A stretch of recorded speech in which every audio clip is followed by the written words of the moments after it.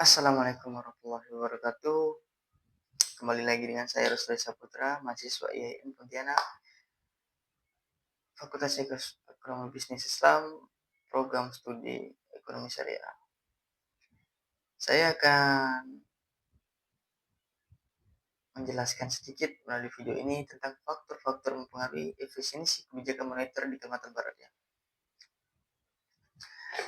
Kebijakan moneter ini merupakan kebijakan yang ditetapkan oleh Bank Indonesia untuk mengatur jumlah uang beredar dan menjaga stabilitas ekonomi, khususnya inflasi dan sistem keuangan. Efisiensi kebijakan moneter menunjukkan sejauh mana kebijakan tersebut mampu mencapai tujuan secara optimal dengan hambatan dan biaya yang minimal.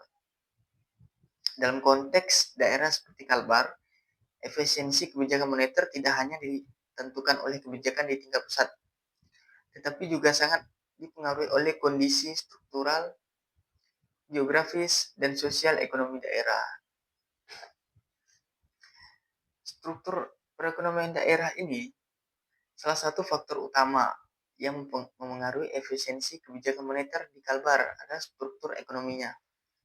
Kalbar masih didominasi oleh sektor pertanian seperti yang saya jelaskan tadi.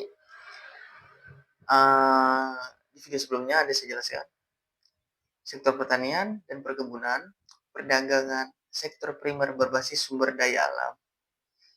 Struktur ekonomi seperti ini menyebabkan respons terhadap perubahan suku bunga menjadi lambat. Aktivitas ekonomi sangat tergantung pada faktor musiman dan harga komoditas. Akibatnya, kebijakan moneter bersifat nasional tidak selalu berdampak langsung dan merata di Kalimantan Barat. Sistem dan akses perbankan. Efisien kebijakan moneter sangat bergantung pada fungsi intermediasi perbankan. Di Kalbar masih ditemukan keterbatasan jaringan perbankan di daerah pedalaman, kayak di daerah-daerah dalam, daerah hulu, itu masih terbatas perbankannya. Akses kredit yang belum merata, tingkat risiko kredit yang dianggap tinggi oleh bank. Kondisi inilah yang menyebabkan penurunan suku bunga acuan tidak langsung menurunkan bunga kredit. Transmisi kebijakan moneter menjadi kurang efektif. Terus ada namanya infrastruktur dan distribusi. Faktor infrastruktur memiliki pengaruh besar terhadap efisiensi kebijakan moneter, terutama dalam pengendalian inflasi ya. Kendala utama di Kalbar, infrastruktur transportasi yang belum merata, biaya logistik yang tinggi, di mana-mana tinggi logistiknya. Ketergantungan pasokan barang dari luar daerah. Akibatnya, inflasi sering disebabkan oleh gangguan distribusi, bukan oleh permintaan. Kebijakan moneter menjadi kurang efektif jika tidak didukung oleh kebijakan non-moneter. Tingkat literasi dan inklusi keuangan. Literasi dan inklusi keuangan masyarakat juga mempengaruhi efisiensi kebijakan moneter. Permasalahan yang masih dihadapi adalah rendahnya pemahaman masyarakat terhadap produk keuangan. Untuk kaum awam yang kurang paham tentang produk keuangan, ya itu juga masuk permasalahan tingkat literasi dan inklusi keuangan. Saya pun dulu belum paham dengan terhadap produk keuangan kayak gini macam mana. Nah, terus ketergantungan pada transaksi tunai. Semua banyak yang menggunakan tunai. Yang belum mengerti soal QRIS, itu banyak pakai tunai. Jadi permasalahan yang dihadapi sekarang ini adalah dari transaksi tunai yang mempengaruhi tingkat literasi dan inklusi keuangan. Nah, terus keterbatasan pemanfaatan layanan perbankan formal. Namun, perkembangan digitalisasi sistem pembayaran QRIS, edukasi keuangan oleh BI dan Pemda mulai meningkatkan aktivitas transmisi kebijakan moneter di Kalbar. Banyak sekarang kan di mana pakai QRIS, tapi pemahaman kita pakai QRIS ada yang paham, ada yang kurang gitu. Dengan orang-orang yang kaum awam ataupun orang-orang tua, yang anak muda yang tidak paham pun sama. Jadi kita tidak mandang umur penggunaan QRIS kayak gini. Terus perilaku konsumsi dan ekspektasi masyarakat. Efisiensi kebijakan moneter juga dipengaruhi oleh perilaku ekonomi masyarakat. Di Kalbar, konsumsi rumah tangga masih sangat sensitif terhadap harga pangan. Ekspektasi inflasi masyarakat sering dipengaruhi isu pasokan dan musim. Jika ekspektasi inflasi tinggi, maka kebijakan moneter sulit menurunkan inflasi secara cepat. Respon masyarakat terhadap kebijakan menjadi tidak optimal. Gitu. Terus ada nama koordinasi kebijakan dengan pemerintah daerah. Kebijakan moneter tidak bisa berjalan sendiri tanpa dukungan kebijakan daerah. Jadi kita tidak bisa berjalan di atas air sendiri gitu, tanpa ada dukungan dari kebijakan daerah gitu. Terus efisiensi meningkat apabila terhadap koordinasi Bank Indonesia dengan pemerintah daerah, peran aktif tim pengendali inflasi daerah. Terus kebijakan fiskal daerah yang mendukung stabilitas harga. Tanpa koordinasi ini, kebijakan moneter cenderung kurang efektif di tingkat daerah. Terus ada faktor geografis dan demografis. Kondisi geografis Kalbar yang meluas dan beragam menyebabkan ketimpangan akses ekonomi antar wilayah, perbedaan kecepatan transmisi kebijakan moneter. Selain itu, struktur demografi yang didominasi sektor informal juga membatasi efektivitas kebijakan suku bunga, membuat respon kebijakan menjadi tidak beragam. Terus pengaruh ada faktor eksternal. Efisiensi kebijakan moneter Kalbar juga dipengaruhi faktor eksternal seperti fluktuasi harga komoditas global, perdagangan lintas batas dengan Malaysia, kondisi ekonomi nasional global. Faktor-faktor yang kayak gini lah nih sering berada di luar kendali kebijakan moneter daerah. Jadi efisien kebijakan moneter di Kalbar ini dipengaruhi oleh berbagai faktor seperti struktur ekonomi daerah, akses dan fungsi perbankan, infrastruktur dan distribusi, literasi dan inklusi keuangan, koordinasi kebijakan, kondisi geografis, dan sosial ekonomi.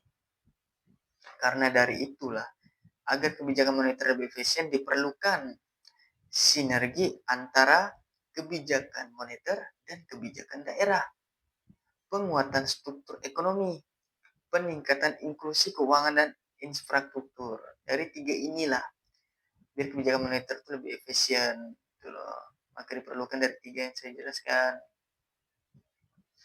Jadi efisien kebijakan moneter di Kalbar ini tidak hanya ditentukan oleh kebijakan Bank Indonesia, tetapi juga oleh kesiapan struktur ekonomi dan dukungan kebijakan daerah. Jadi kebijakan moneter ini tidak hanya gerak sendiri, kalau dari kebijakan pemerintah tidak mendukung. Jadi dukung-dukung lah biar kebijakan moneter kita ini di Kalbar ini meningkat gitu loh kan. Terus mengapa kebijakan moneter yang sama bisa berbeda aktivitasnya antara Kalbar dan Jawa? Nah, pasti ada pertanyaan kayak gitu dong. Karena gini saya jelaskan. Karena perbedaan struktur ekonomi dan ke dalam sektor keuangan, Jawa tuh memiliki sektor industri dan jasa yang dominan serta sistem perbankan yang lebih dalam, sehingga transmisi kebijakan moneter itu berjalan sangat cepat. Sementara di Kalbar begitu masih didominasi sektor primer dan informal, sehingga respon terhadap perubahan suku bunga cenderung lebih lambat. Nah, terus ada pertanyaannya lagi, apakah kebijakan moneter efektif mengendalikan inflasi di Kalbar? Kebijakan moneter cukup efektif dalam menjaga stabilitas secara umum, tetapi memiliki keterbatasan dalam mengendalikan inflasi yang bersumber dari sisi pasokan, seperti gangguan distribusi dan kenaikan harga pangan. Maka karena itu pengendalian inflasi kalbar ini membutuhkan dukungan kebijakan non-moneter, terutama kebijakan di daerah sektor distribusi dan logistik. Nah, jadi logistik itu jangan mahal.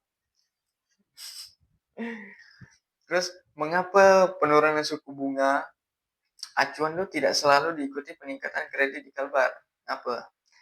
Karena perbankan masih mempertimbangkan risiko kredit yang relatif tinggi serta keterbatasan UMKM yang belum bank bankable. Nah, itulah apa.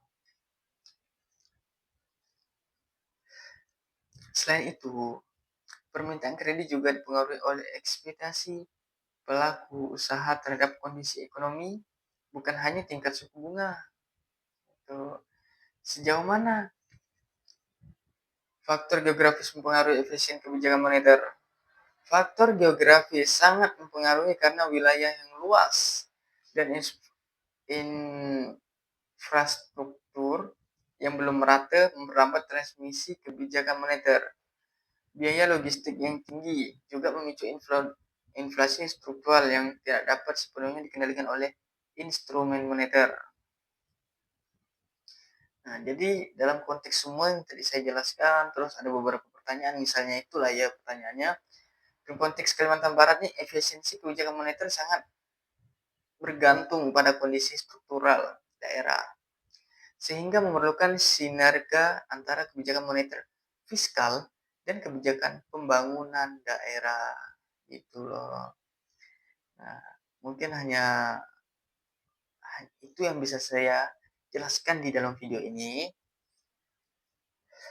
Jika memang saya ada kekurangan atau kesalahan pada saat menjelaskan dalam video ini tentang faktor-faktor yang pengaruh efisien di kalbar ini, saya meminta maaf, beribu-ribu maaf. Jika ada yang mengetahui lebih dalam, boleh komen atau memberitahukan kepada saya. Jadi faktornya itu sekarang udah di-upgrade kayak gini, faktornya udah meningkat, ya alhamdulillah bagus kayak gitu. Karena yang saya dapatkan ini pun faktornya mungkin berita yang belum update gitu ya. Nah, jadi hanya itu aja yang bisa saya sampaikan di video ini. Saya ucapkan terima kasih dari saya. Assalamualaikum warahmatullahi wabarakatuh.